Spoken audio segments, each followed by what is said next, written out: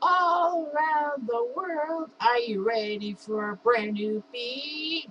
Winter's here and the time is right for sumo in the street. Down in Tokyo, sumo in the streets. In Osaka, sumo in the street. In Nagoya, sumo in the street. And even Hokkaido, sumo in the street. It's an invitation across the nation just for you to know some sumo stuff. There'll be laughing, singing, and even some music. We are sumo in the street in Chiba, sumo in the street in Sapporo, sumo in the street in Nagoya, sumo in the street in Nagano, sumo in the street even in Saitama, sumo in the street. Ichiban, what sumo is all about. Ohio Dagamus. It's International Sumo Appreciation Day 2018. It is Sunday, February the 11th. And we are smack dab in the Olympics. And a week before Daytona 500 takes over sports TV. My name is Jeff Diamond. And for the fourth consecutive year, I am doing International Sumo Appreciation Day, which I put on the second Sunday in February because it doesn't affect any other sporting events. So, my first video will be to explain to you the fowlers of sumo wrestling. Now, this is from the Wikipedia page. I could tell you about how I feel about sumo, but I have to do everything justice. There are a lot of contents to this, so bear with me. Alright, so first off, sumo is a competitive full-contact wrestling sport when a rikishi, it's spelled R-I-K-I-S-H-I, but they pronounce it rikishi, not rikishi, attempts to force another wrestler out of a dohyo, D-O-H-Y-O, / circular ring, or to touch the ground with anything other than their feet. The sport originated in Japan, and it's the only country where it's practiced professionally. It is actually considered a Gendai Budo, aka a Japanese modern art. But this definition is misleading because the history of sumo has had many centuries. Many ancient traditions are preserved, and even today the sport has lots of rituals such as salt purification from Shinto. Life as a wrestler is actually regiment, basically akin to the army in the United States and Canada. Rules relegated by the Japan Sumo Association. Most sumo wrestlers are required to live in stables, aka heya, this is known as Japanese, where all aspects of their daily lives are dictated by strict tradition. For many years, there's been a lot of controversies and scandals in sumo wrestling. And, it's had its reputation and ticket sales. And sometimes the sport has bad chance to attract new recruits. However, basically, popularity has rebounded thanks to multiple yokozuna / grand champions for the first time in many years. And a lot of high-profile wrestlers such as Endo and Ichinojo grabbing the public attention. Sumo is associated with Shinto rituals, and many shrines carry forms of ritual dance, in which a human is said to sumo wrestle with a kami, or a Shinto divine spirit. It is an important ritual at imperial court, where representatives of each province, or beya, I think it's what it's called, are ordered to attend the contest of court and fight. Sumo's popularity has changed according to the whims of its rulers and the need for use in training tools in public periods of civil strife. This actually changed gradually into one where the main aim of victory is to destroy one's opponent, aka judo. The ring in the 16th century came because of a result of a tournament organized by the principal warlord in Japan. At this point, wrestlers would wear loose loincloths, actually, rather than the mawashi, or the normal belts they have today. During the Edo period, wrestlers would wear an apron called a kesho mawashi during the match, whereas today they're only worn during the pre-tournament rituals. And sumo also has traces back to the Edo period for sporting entertainment. The original sumo wrestlers were samurai / ronin. We needed to find another form of income. Current professional sumo tournaments began in 1684. Western Japan had their own tournaments, such as in Osaka. Osaka Sumo continued till the Taisho period ended in 1926, when it merged with Tokyo Sumo to form one organization. For a time being, there were 4 tournaments, 2 in Tokyo and 2 in places such as Nagoya, Osaka, and Fukuoka. From 1933 onward, tournaments were almost always held at the Ryogoku Kokugan in Tokyo until the Americans appropriated it, and the tournaments went to the Meiji Shrine until the 50s. And then they built another alternate location for sumo. And then in 1958, they changed it from 4 tournaments to 6 tournaments every other month, making it a lot easier. How do you win a sumo belt? That's the question. Well, obviously, you have to force your opponent to step out of the ring or touch the ground with anything other than their feet. There's a lot of things you could lose to. You could use an illegal technique. You could have your mawashi come loose, your belt, and basically not show up. Belts last usually from 5 to 10 seconds, as usually once wrestlers out from the circle of to the ground. They can last for several minutes, but that's not a lot. Basically, sumo wrestlers are renowned for their girth and body mass, which is a winning factor in sumo. There are no weight divisions, so an individual wrestler can actually face someone twice his own weight. However, sumo wrestlers are not to be messed with. There have been times when smaller wrestlers have used their techniques to beat bigger yokozuna. After the winner is declared, an onstage kyoji, or referee, determines the winning technique using the belt, which is announced to the audience. So anyway, in a doyo, your doyo is a ring that's 4.5 meters in diameter and 16.26 square meters in area. It's made up of rice straw bales on top of a platform made with clay and sand. A new doyo is built each year for the tournament. In the center, you'll have your 2 white lines, the shikiri-sen, behind which the wrestlers position themselves at the start of the belt. And a roof that's representing as a Shinto shrine is over the doyo. The Japan Sumo Association does the professional sumo. The members, called Oyakata, Oyakata, are former wrestlers and the only one entitled to chain a new rishi. All practicing wrestlers are members of a heya, or a stable, run by one of the Oyakata, and there's 43 of them, hosting 660 wrestlers. All sumo wrestlers take shikonas, S-H-I-K-O-N-A, that are wrestling names, which can be related to their real names, but often it's not. So anyway, a lot of wrestlers do change their wrestling name during their career. But sumo wrestling, this is the most important thing. It's on a strict hierarchy based on sporting merit. The wrestlers are ranked according to a system that dates back to the Edo period.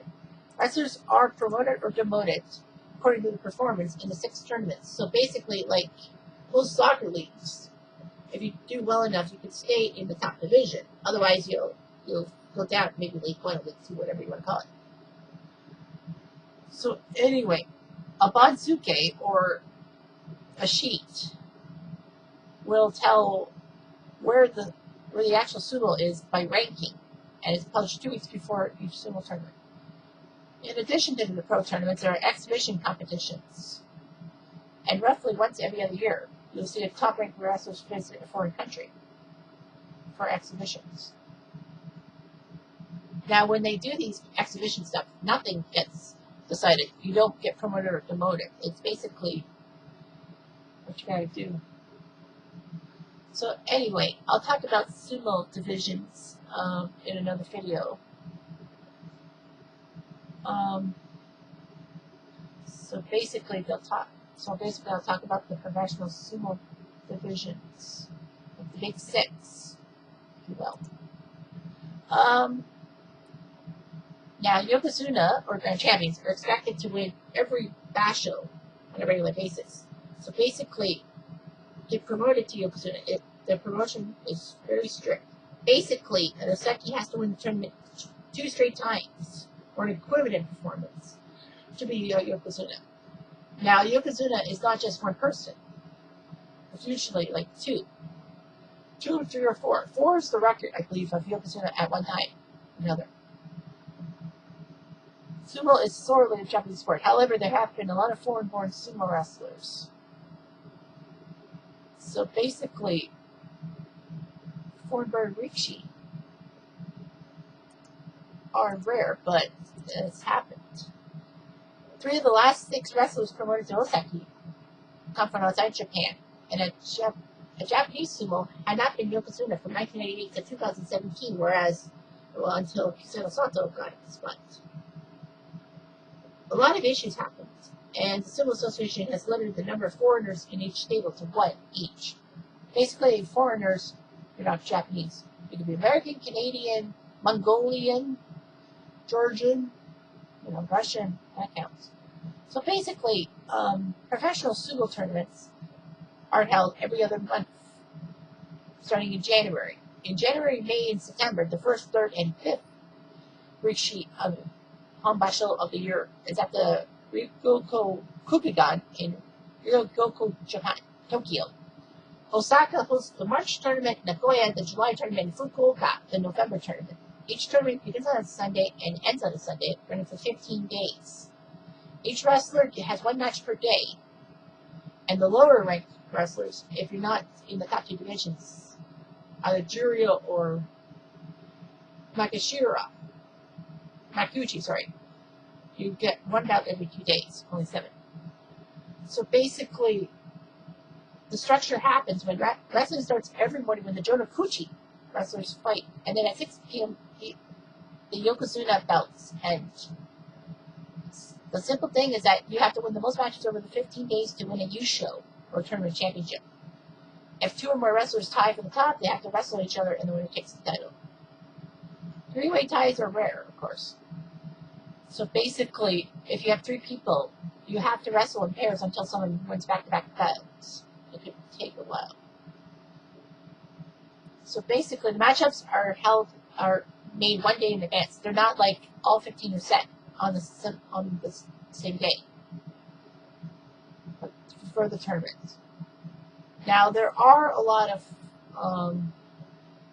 major things. Now, the question on everyone's lips is that with all these stables, if you're on one side of the bracket, or the Nishi/West and Higashi East, do you have to fight your stablemate? The answer is no. That is one of the prohibited things. As it says, certain matchups are prohibited. Wrestlers who are from the same training stable /Heya cannot compete against each other, nor can wrestlers who are brothers, even if they join different stables. If a playoff has to happen, if they both make a playoff, then basically that's what you have to do. The last day is Sensho Raku, the pleasure of 1,000 afternoon autumns. So anyway, the Emperor's Cup is presented to the winner who gets the Makuuchi, or top division title. But there are a lot of sponsored trophies too. Mostly there are awards for fighting spirit, technique, and a few other things. Promotion and relegation are determined by a wrestler's score over the 15 days. If you get 8 or more wins, you're a Kashikoshi in the top division, and basically you stay where you are. You can't drop down at any point. Unfortunately, if you're Makikoshi, you're 7 wins or worse, you could be in deep trouble. So basically, if you are relegated, you have 7 or fewer wins, you're in deep trouble. A top division wrestler who's not an Oseki or Yokozuna, top 2 divisions within the Makuuchi, and you get Kashikoshi, is eligible to be considered one of 3 prizes for technique, fighting spirit, and outstanding performance, such as Yushos. Well. So anyway, a professional belt happens when 2 wrestlers jump up from their crouch simultaneously, and they have to touch the ring with their 2 fists. The referee will restart the bout if the simultaneous touch doesn't happen, or will restart it if someone jumps the gun, called a mata. So basically, if there's a problem with a fight, a mono-e is considered, and there are 5 judges sitting around the ring and they'll talk about each other. Of course, they don't really go to the video replay. People will see video replay. Unfortunately, they don't believe in that technique. So anyway, the wrestlers have to be in their certain positions, bow, and then the wrestler gets envelopes. A winning wrestler in the top division will receive additional prize money in envelopes from the referee if the matchup has been sponsored. If the Yokozuna is defeated by a wrestler who's not an Oseki, then the audience members will throw their sabutons or seat cushions in, and the winner, and if you win that, you get kiboshi, which is a certain amount of money every time. So basically, I think, from what I've heard, it's $30,000 equivalent. No, it's like, yes, $30,000 per tournament. So basically, the more kiboshi you get, the more money you get on top of your major salary. So if you get like 5 kiboshis, you get about $150,000 American on top of what you get. Anyway.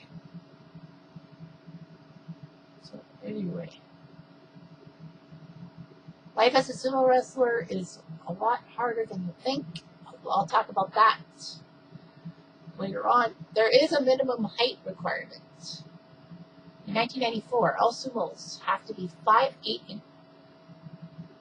They have to be 5'8". Well, I'm 5'11". So anyway, this prompted a wrestler, Mainoumi. You may know him. Mainoumi. It failed eligibility to get cosmetic surgery to add 2 centimeters of silicone to his scalp, which means he got up.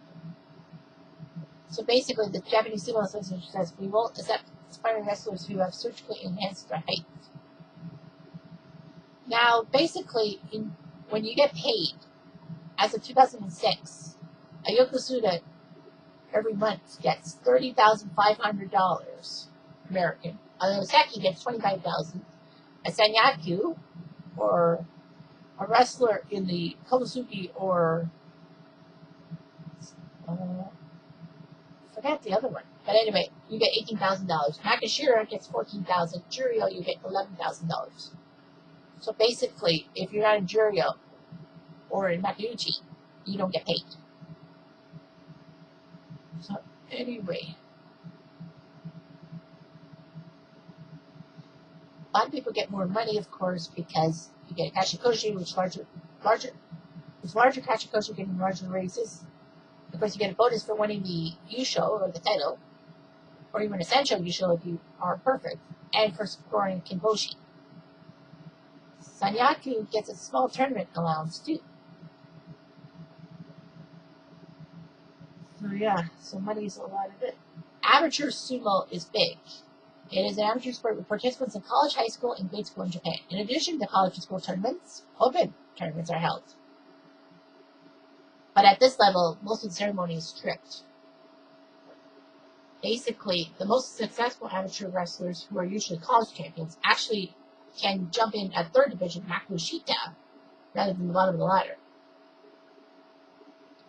So anyway, the International Sumo Federation has actually encouraged the sports development worldwide, including holding international championships.